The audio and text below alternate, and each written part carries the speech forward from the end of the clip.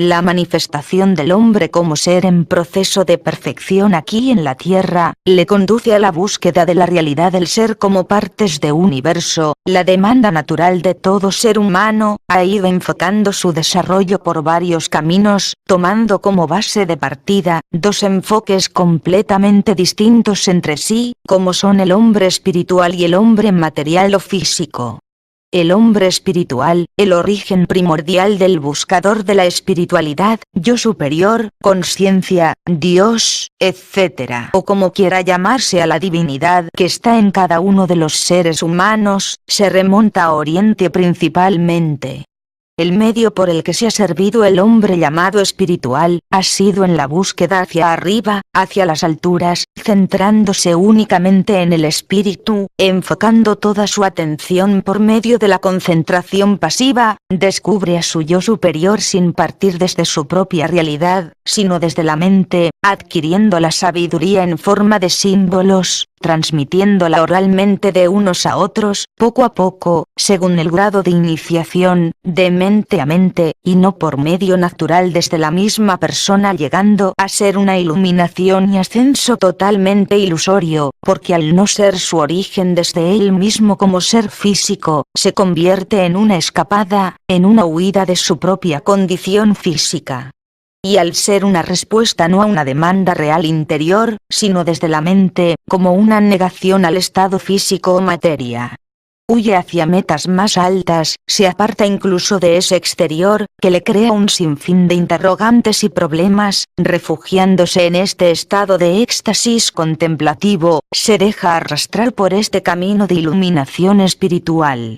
Pero como no puede mantener continuamente este estado, al volver la conciencia al cuerpo físico, se encuentra que éste no ha cambiado, que tiene las mismas pasiones, deseos y bloqueos, incluso en muchas de las ocasiones, ellos mismos castigaban duramente ese cuerpo físico, sometiéndolo a un sinfín de torturas de distintas índoles, desde flagelaciones y golpes al propio cuerpo, cinturones de castidad, etc., llegando a apartarse del mundo físico o materia y de las demás personas, de tal manera, que espera y desea la muerte física como meta de su liberación, llegando incluso a posturas egoístas de cara a la unidad.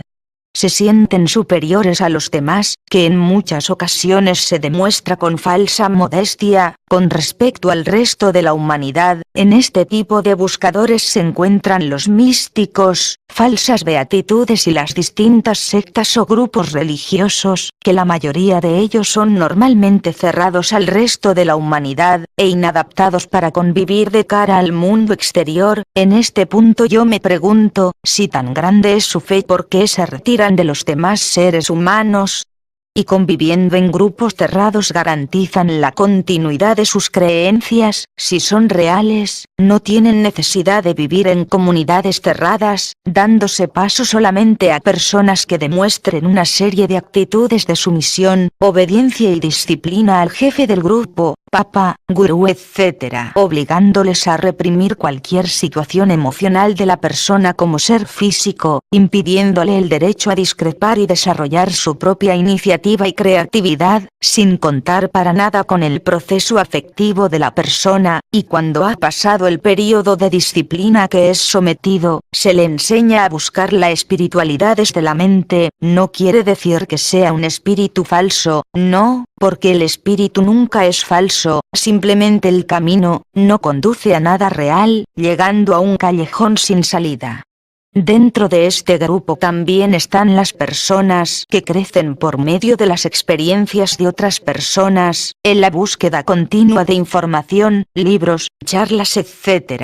Al no ser una ascensión desde su propia realidad física, demuestran a los demás que están por encima de ellos. Por medio de los datos que han aprendido, crean un estatus y un reconocimiento de sabiduría ante las demás personas, lo cual repercute en una sensación de inferioridad a las personas que no van por este mismo camino. La información no es perjudicial en sí misma, pero sí que puede llegar a serlo cuando se utiliza para engrandecer el ego. También es importante la información cuando la persona está trabajándose a sí misma, porque a veces se está teniendo una vivencia que ya han pasado por ello otras personas, y de esta forma puede aclarar o reafirmar situaciones por las que se está pasando. El hombre material o físico, cuyo origen principalmente radica en Occidente, y toda su atención se centra en el materialismo físico, y en el exterior que le rodea, en la política, en la ciencia, en la física, etc., rechazando lo que concierne al espíritu interior y todo lo que no se pueda medir con la lógica, sentidos corporales, científica y físicamente, buscando la respuesta utilizando como métodos los microscopio, telescopios, y maquinaria que ha fabricado y proyectado desde el pensamiento centrado en la materia y en su exterior. El hombre así llamado materialista, centra su atención en lo meramente físico, está en continua acción en obra y pensamiento, enfocándolo siempre de cara al futuro, no vive y disfruta plenamente el presente, debido a que no se siente feliz. Nota los efectos de esas fobias y experiencias reprimidas en el pasado, que constituyen las causas del presente, inconscientemente enfoca todo su presente hacia el mañana, haciendo continuamente planes para mejorar el futuro, siempre en busca de la felicidad que se la proporcione el exterior, los demás, o bien en otros casos, se abandona dejándose arrastrar pasivamente, en continua dependencia de su exterior, utilizando la mente sola y exclusivamente como intelecto. Vive en continua competitividad, y lucha por el poder personal y material, en medio de una jauría humana, llena de deseos y pasiones inconscientes. Al huir de su propia demanda interior, de su propia divinidad, tiene que estar continuamente inventando cosas, y nuevos descubrimientos en el exterior, y para uso del mismo siempre que tenga utilidad y explicación científica. Las sensaciones están dirigidas desde el pensamiento, y es el que gobierna toda la materia física, rechazando todo lo que no se pueda comprobar en laboratorio, y no tenga una respuesta lógica en el intelecto, respondiendo de esta forma a la demanda interna de búsqueda, enfocando toda su atención hacia el exterior y en la materia física exclusivamente, escapando de sí mismo y de su espiritualidad. Le cuesta vivir en soledad, necesita emociones que le da el exterior para sentirse vivo, vive arrastrado por su propio inconsciente, y aunque en ocasiones sienta la demanda interna de su propia realidad como ser, interviene el pensamiento, creando un montón de razones que justifiquen esa inquietud y dirijan la atención hacia otros objetivos, buscando un Dios fuera de él, pero el pensamiento lo enfoca por medio de la imagen hacia un Dios exterior y separado de él mismo, sin embargo intuye que se encuentra en su interior. Es esta contradicción la que produce un fuerte conflicto, sensación de abandono, soledad y dudas. Así como el hombre espiritual, predomina el egoísmo y la individualidad, lucha por encima de todo por sobrevivir, y tiene verdadero pánico a la muerte, ya que no cree más que en lo que ve y se pueda comprobar físicamente. Tampoco puede decirse que sea una materia falsa, porque la materia nunca es falsa, simplemente el concepto de conciencia en la misma materia. Este camino tampoco conduce hacia nada real, desembocando también en un callejón sin salida. Hasta ahora el proceso del ser humano se ha dirigido por distintos caminos, hacia estos dos enfoques de evolución como meta del desarrollo del ser, cuyo resultado es incompleto, ya que los dos van por polos opuestos y los dos tienen razón, puesto que son complementarios entre sí.